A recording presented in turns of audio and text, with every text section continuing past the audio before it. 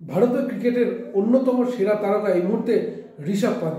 সে ঋষভ পান্তে যখন ভারতীয় দলে তার যাত্রা শুরু হয় সেই সময়তে তা কিন্তু একটা সম্ভাবনাময় খেলোয়াড় কিন্তু ধরা হচ্ছিল, এবং যার ফলে ওয়ানডে, টি-20 এবং কি টেস্টে কিন্তু তার পরপর অভিষেক হয়ে যায়, এবং তারপরে কিন্তু রীতিমতো ভারত দলটা কিন্তু জায়গা কিন্তু রীতিমতো মজবুত হয়ে ওঠে।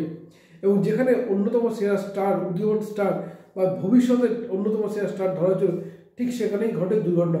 এক ভয়াবহ অ্যাক্সিডেন্ট করে কিন্তু রীতিমতো তার জীবনের ঝুঁকিটা কিন্তু অনেক তৈরি হয়ে যায়, অর্থাৎ প্রায় প্রাণহানিও হতে পারতে এমনই কিন্তু সম্ভাবনা। কিন্তু সেই অ্যাক্সিডেন্টের পরও কিন্তু ঘুরে দাঁড়িয়েছেন ঋষভ পান্ত, এবং ঋষভ পান্ত ঘুরে দাঁড়ানো শুধু নয়, টি-20 খেলছেন, ওয়ানডে খেলছেন, এমনকি টেস্টেও দলের হয়ে অন্যতম ভরসায় ঋষভ পান্ত, এবং সেই ঋষভ পান্ত এবার টেস্ট দলের অধিনায়কত্ব নিয়ে নামলেন।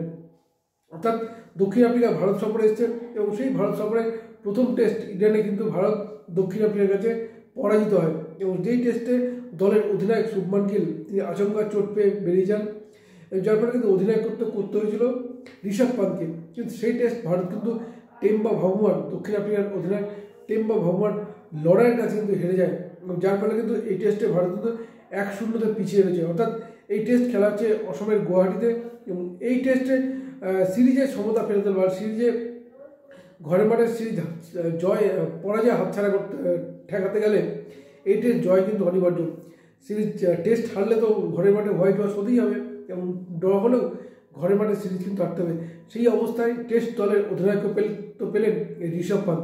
এই ঋষভ পান্তের কথা বলছিলাম, যিনি অ্যাক্সিডেন্টের পর ফিরে এসেও আইপিএলে কিন্তু সর্বোচ্চ দর পেয়েছিলেন, এবং সেইভাবে তার পারফরমেন্স নিয়ে তিনি নিজের পারফরমেন্স দিয়েই কিন্তু দলে ফিরেছেন।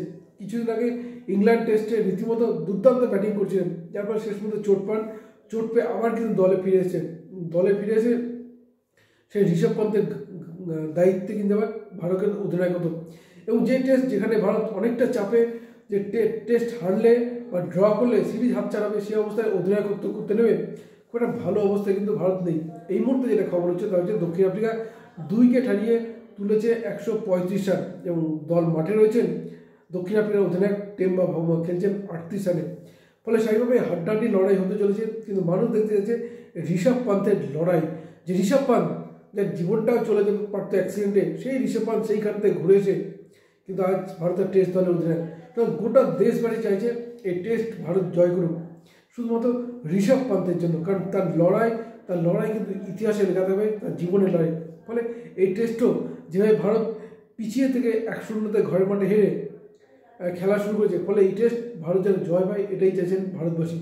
কী হবে ঋষভ পান্তের প্রথম টেস্ট অধিনায়কত্ব, ভারতকে জয় পাবে?